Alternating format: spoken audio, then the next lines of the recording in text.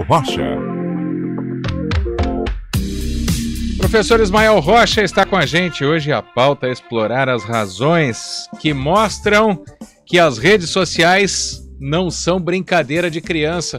Muito pelo contrário, professor Ismael. Muito boa tarde, seja bem-vindo. Boa tarde, Guarizo. Boa tarde, ouvintes do CBN. Sim, a gente tem constatado cada vez mais que as redes sociais não podem ser vistas como brincadeiras de criança. Certamente elas vieram para ficar. A gente não tem como brigar contra, mas como pais e como educadores, nós devemos estar atentos a algumas coisas, a algumas descobertas, Guarizo, que esses últimos dias trouxeram para a pauta esse tema novamente. Eu queria destacar alguns deles. Nesse momento de transição que as crianças e os adolescentes estão vivendo, eles buscam espelhos, eles buscam referências, eles buscam pessoas que possam, de alguma maneira, inspirá-los. Quando eles estão nas redes sociais, este número de influenciadores cresce exponencialmente. E são pessoas que fogem um pouco do nosso controle.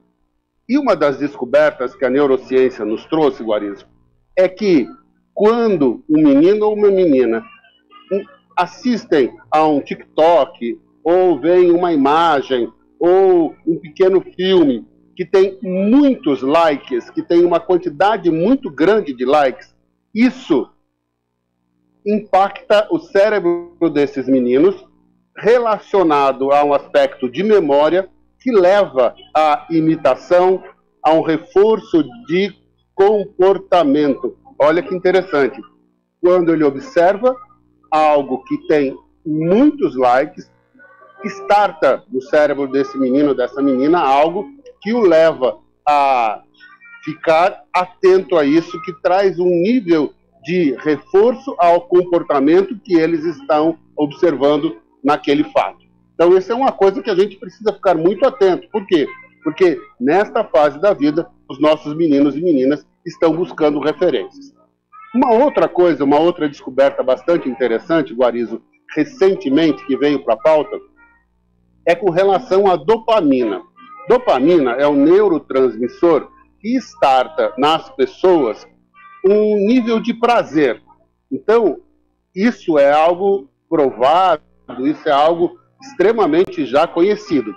Porém, o que se descobriu é que quando um menino ou uma menina dá um like numa atividade que ele assiste, isso traz a ele uma descarga de dopamina, ou seja, ele tem um prazer extra nessa atividade. E quando ele recebe um like em algo que ele está postando, isso aumenta significativamente, ou seja, a descarga de dopamina aumenta.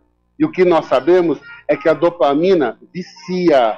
Então, por isso que às vezes nós dizemos para os nossos filhos, parece que vocês estão viciados nisso, mas estão mesmo, porque há uma sensação de prazer em cada coisa que eles observam ali. Um outro aspecto, Guarizo, que eu preciso destacar para os ouvintes CBN, está ligado à imagem.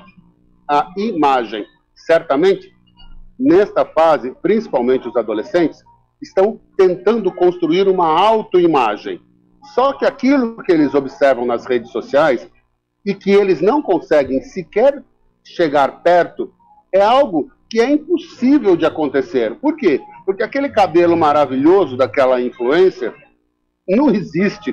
Aquilo é falso. Ela está mostrando algo que efetivamente ela não tem. Aquele físico que aquele garoto mostra, aquela beleza, aquele penteado, aqueles cílios que são enormes, tudo isso gera uma sensação falsa de que aquilo é verdade. E isso pode, sim, prejudicar em muito a autoimagem que está sendo formada no momento em que os meninos e meninas estão na sua adolescência. E aí... Mais dois aspectos rapidamente. Diga, Guarizo. Não, o que eu queria chegar nesse... Eu quero que o senhor diga sobre esses dois aspectos, mas também a importância de a família olhar, como o senhor já disse, né? Até citou os nossos filhos e também os professores. Afinal de contas, a educação cada vez mais digital, né? Mas pode seguir com os tópicos, professor. Então, eu quero só rapidamente falar de mais dois. São 5 aspectos no todo que esse estudo trouxe. Né? Um deles é o aumento da solidão, porque não adianta ter milhares de seguidores, porque esses seguidores não estão acompanhando o menino e a menina no dia a dia. Eles estão espalhados pelo mundo. E eles descartam os nossos filhos com um clique. E os nossos filhos fazem a mesma coisa. Descartam essas pessoas também com um clique. Isso aumenta o sentido de solidão. E o aumento do sentido de solidão gera automaticamente a depressão. E o último aspecto que eu queria destacar, Guarizo, é o aumento do cyberbullying. O cyberbullying é algo silencioso, mas impacta muito, principalmente na fase da adolescência. Então, os pais precisam ficar muito atentos a isso.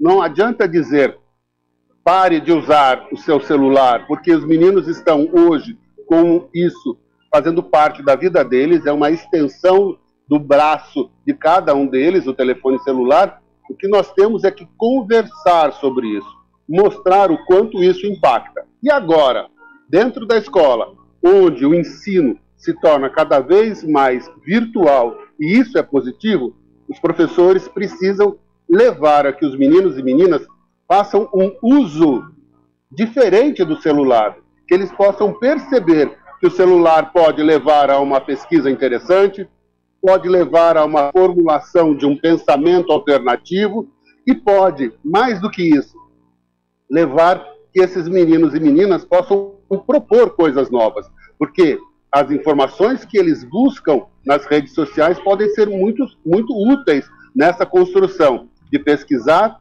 formular e propor. Então, é um momento em que a gente tem que ficar muito atento, tanto como pais, como educadores.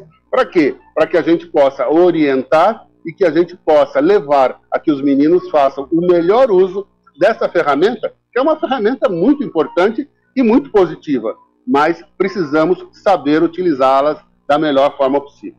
Dá para ela ser social, né, professor? É o que a gente espera e tem todo esse trabalho que tem que ser feito aí, principalmente com o discernimento que as crianças precisam ter e o acompanhamento também. Muito obrigado pela participação, professor Ismael Rocha. Grande abraço, até quarta-feira que vem. Uma alegria estar com vocês. Um grande abraço, boa semana. Para nós. Agora são 2h54. A gente vai continuar